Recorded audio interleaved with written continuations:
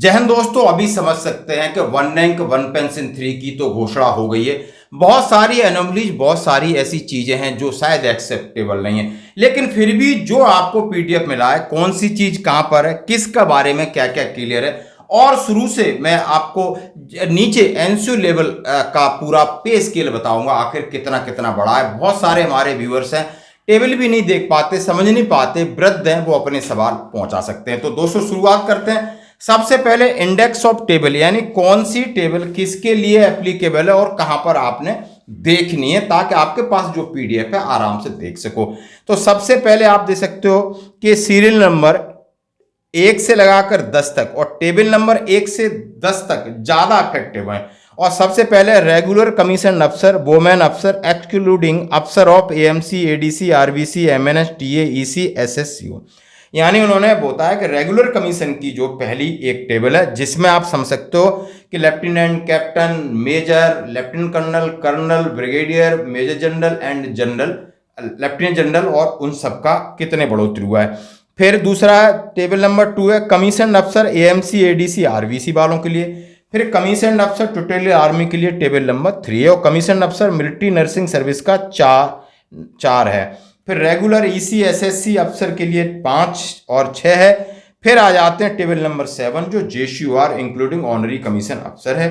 Table number 8 है जो आपको 1 जनवरी 2016 के बाद X group for Sparsh only लिखा है, वो 8 है। और JCUR DSC in receipt in second pension 9 है। जेसीयूआर टोटल आर्मी 10 है, यानी 1 से 10 तक आपकी ज्यादा इफेक्टिव है।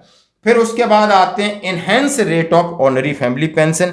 इन्हीं की कैटेगरी, जो कैटेगरी हमने 10 बनाई है, उन्हीं की enhance rate of ordinary family pension है। फिर इनकी normal rate of ordinary family pension है। फिर इनकी स्पेशल फैमिली पेंशन है।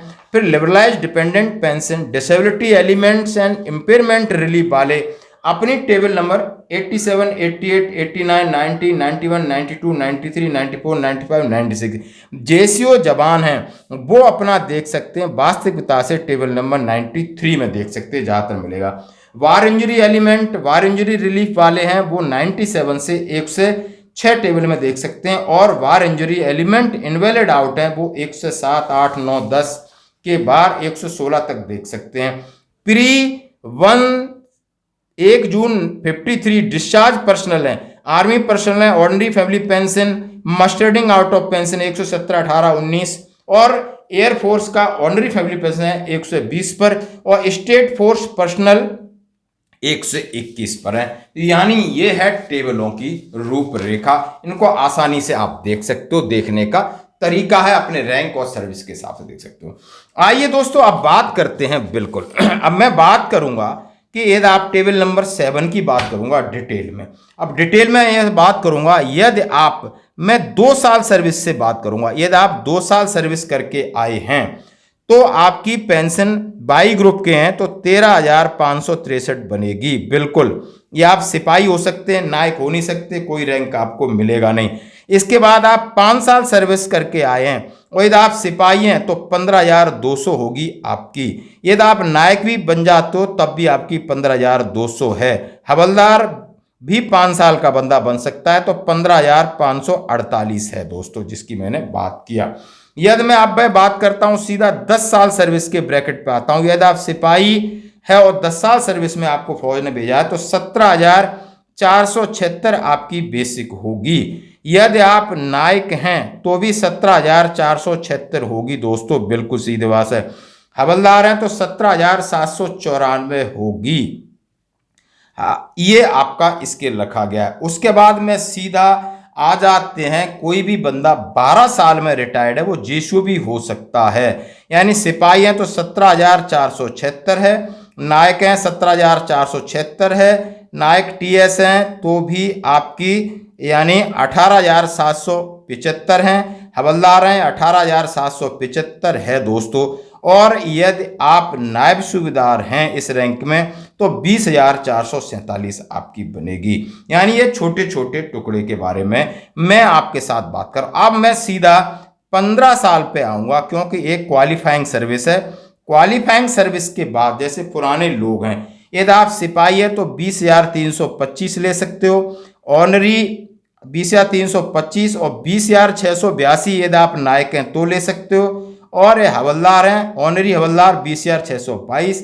यदि आप हवलदार हैं तो 21,988 है। यदि आप ऑनरी नायब सूबेदार हैं तब भी आपकी 21,988 है। दोस्तों आपको इतना ही बेनिफिट मिलेगा।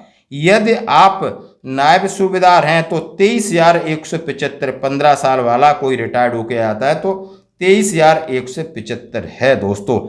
यदि आप सूबेदार साहब भी हैं बन के आ रहे तो आपकी सीधी 26,287 पेंशन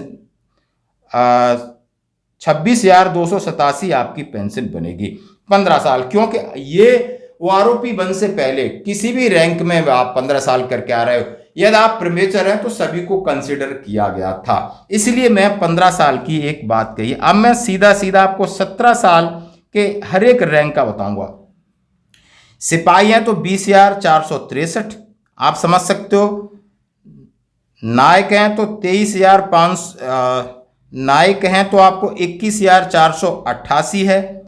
और हवलदार हैं आप तो 22,476 है।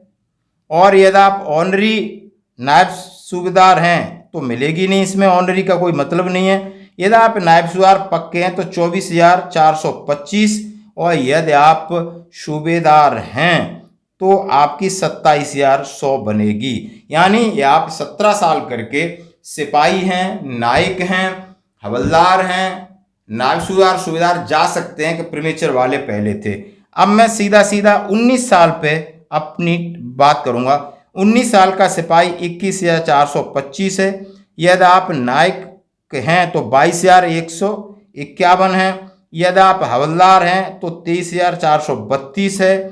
यदि आप ऑनरी नायब सूबेदार तो इसमें मिलेगा नहीं। यदि आप नायब सूबेदार हैं तो 25,075 और सूबेदार हैं तो 27,100 मिलेगा। यदि आपकी 19 साल सर्विस है दोस्तों। तो अब मैं सीधा 20 साल पे आऊँगा। सिपाही की 21,700 है।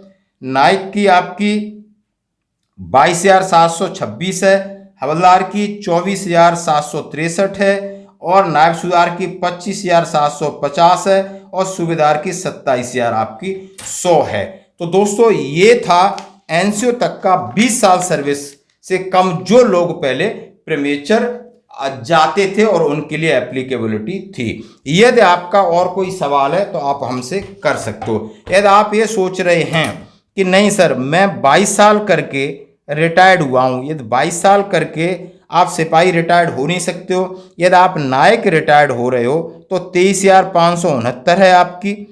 और आप हवलदार रिटायर्ड हो रहे तो 24,763 है आपकी। नायब सूबेदार हो रहे तो 26,825 है। और सूबेदार हो रहे तो 28,800 है आपकी 22 साल के बाद। अब मैं बात करूंगा सीधा सीधा 24 साल वाली। 24 साल में यदि आप नायक आप जा सकते हो। यदि नायक हैं तो आप 2 साल सर्विस कर सकते हो तो उसकी सर्विस आपकी पेंशन बनेगी 22,569 बनेगी। यदि आप हवलदार हैं तो आपका बनेगा 24,763 है। सीधा सीधा आप हवलदार इक्विवेलेंट है। ऑनरी आप नायब सूबेदार मिल जाता है 24 साल में पुराने वालों को तो 25,738 है। नायब सूबेदार का 26,625 है। और सूबेदार साहब का सीधा सीधा 32,000 है 24 साल में। अभी आप 26 के आंकड़े 28 के आंकड़े मैंने आपको दे रखे हैं। यदि आप इस टेबल पे फिर आराम से देख सकते हो। धन्यवाद।